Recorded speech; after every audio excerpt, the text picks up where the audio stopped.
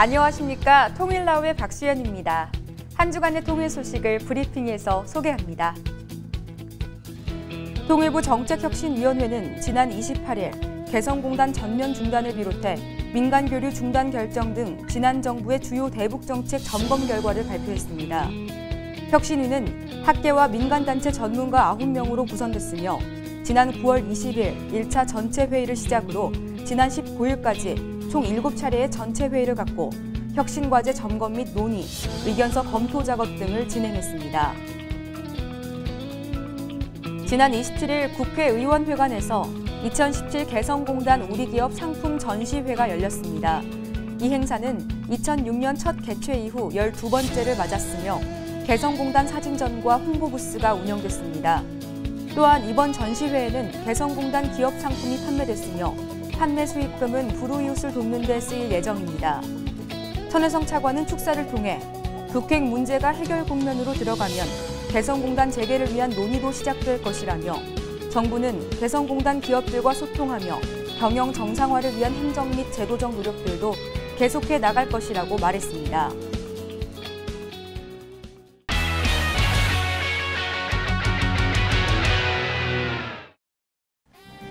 새해 들어 의미 있는 문화활동을 찾고 계신가요? 그렇다면 미술 전시회는 어떠신가요? 평화와 공존, 통일을 염원하는 통일 테마전으로 함께 가보시죠. 70여 년이 훌쩍 흘러버린 상실의 시간, 분단. 그리움과 아픔의 시간을 되돌리고 평화의 시대로 나아가길 바라는 미술전이 열렸습니다. 남북을 비롯해 세계의 여러 작가들이 참여한 통일 테마전에 함께 가보시죠.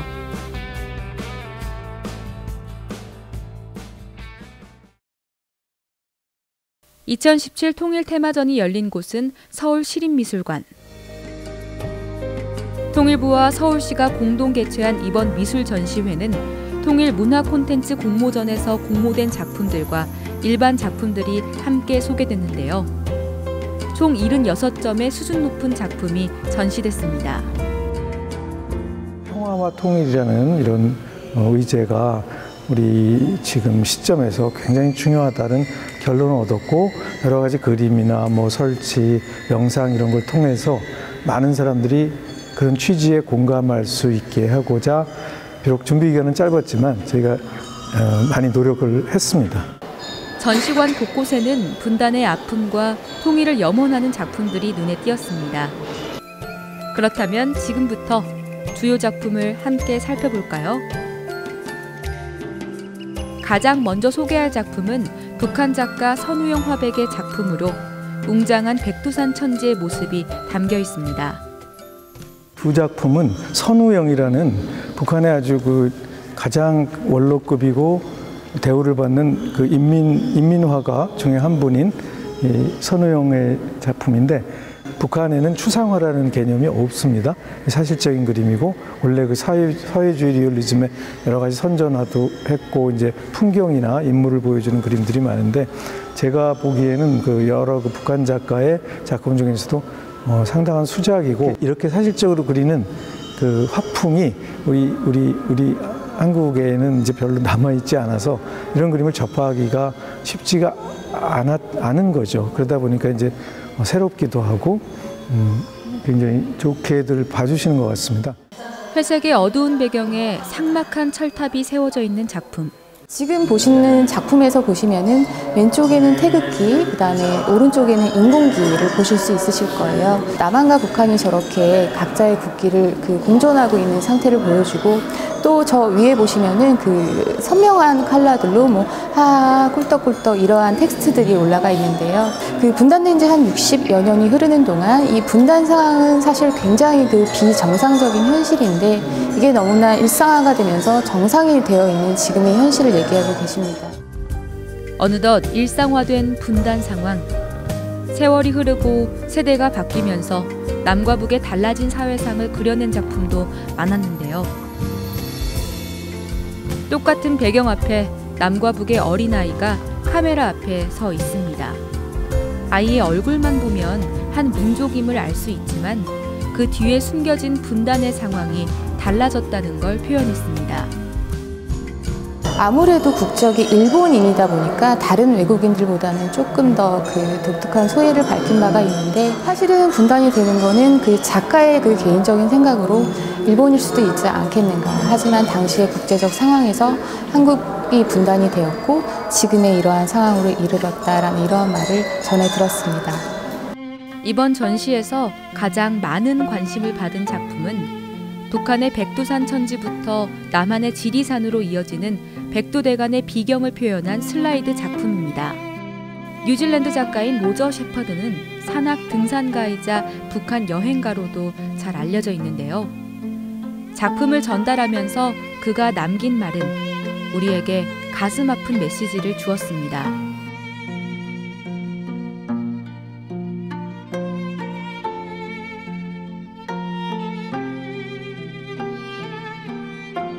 담담한 가운데 이제 우리 국토가 이렇게 아름다웠구나, 북한에 이렇게 좋은 곳이 많은데 내가 못 가보는구나, 가봐야지, 가보면 얼마나 좋겠냐, 이런 마음이 저는 앞으로 통일을 향해서 이렇게 모아질 수 있다는 생각 때문에 이 전시를 하게 되었습니다. 2018년 새해가 되면서 남북은 분단 73년을 맞이했습니다. 올해에는 통일 테마전에 전시된 작품이 말하는 것처럼 육로로 북한을 지나 유럽을 여행하고 다시 한번 화합의 장을 만들 수 있길, 그래서 지금의 아픈 역사를 마감하고 한반도 전체에 흥겨운 노랫소리가 끊이지 않기를 기원해 봅니다.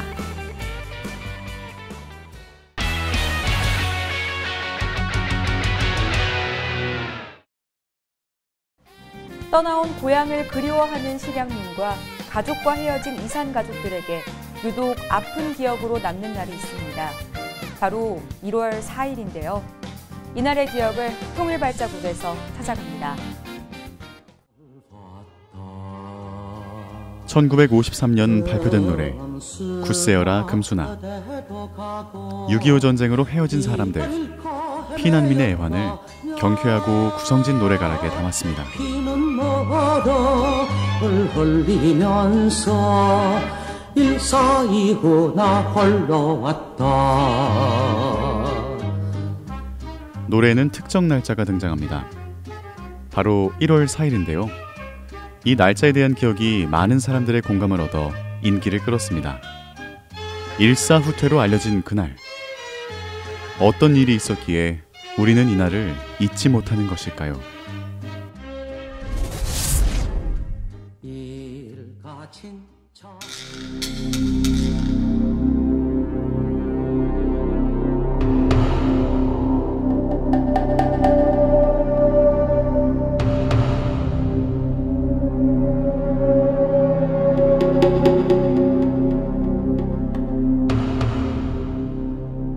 (1951년 1월 4일) 중공군이 철원과 연천 쪽에서 4개군을 앞세워 서울을 압박합니다.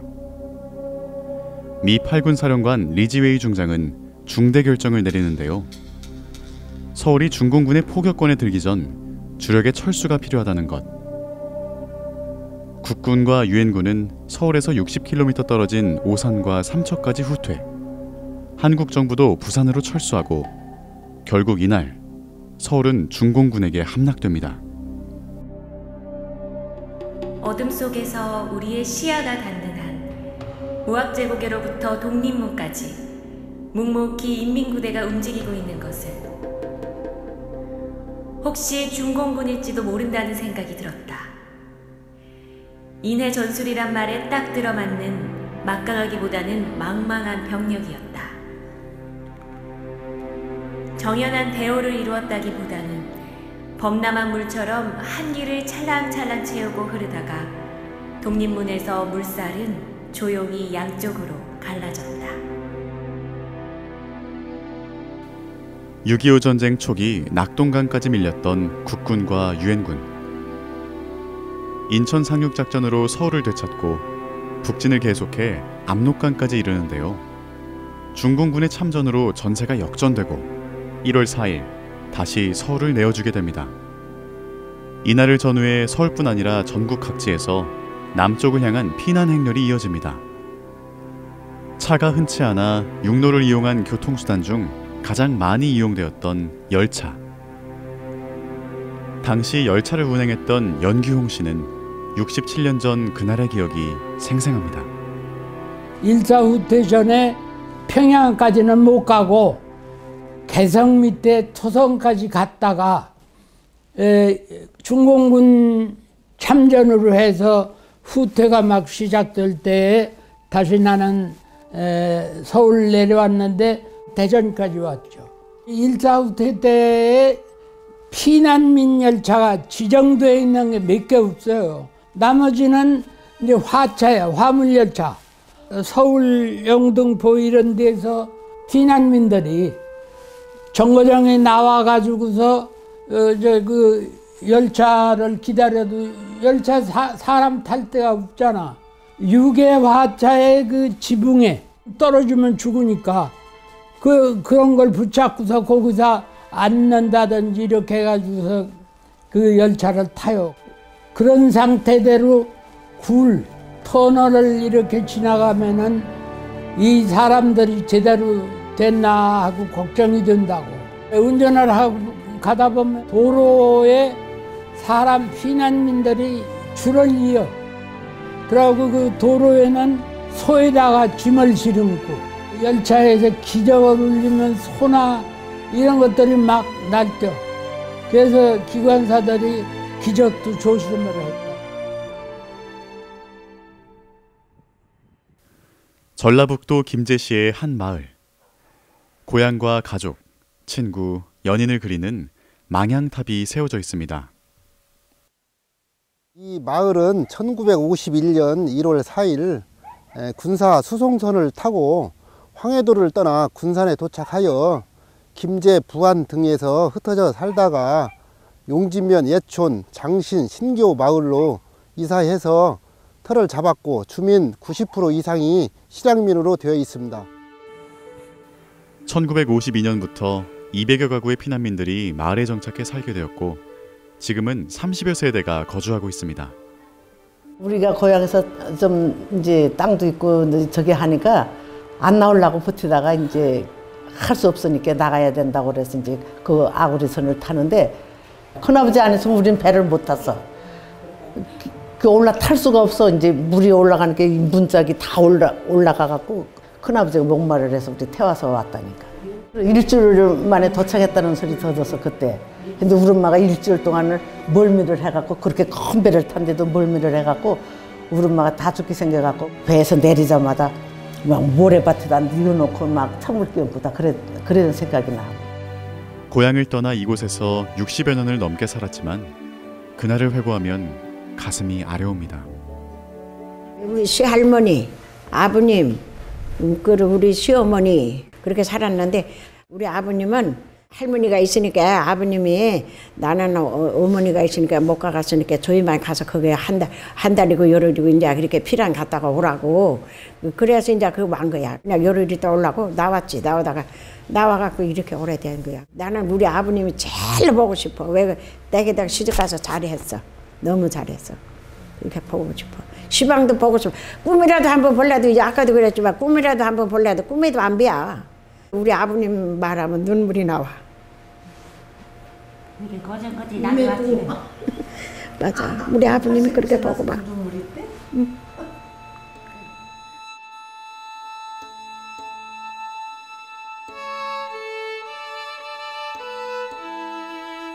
(1951년 1월 4일) 너무도 힘들었던 그의 겨울. 남과 북이 그날의 상처를 딛고 일어서 실향민들이 떠나온 고향을 찾아가고 헤어진 사람들을 다시 만날 수 있는 날이 오길 기대해 봅니다.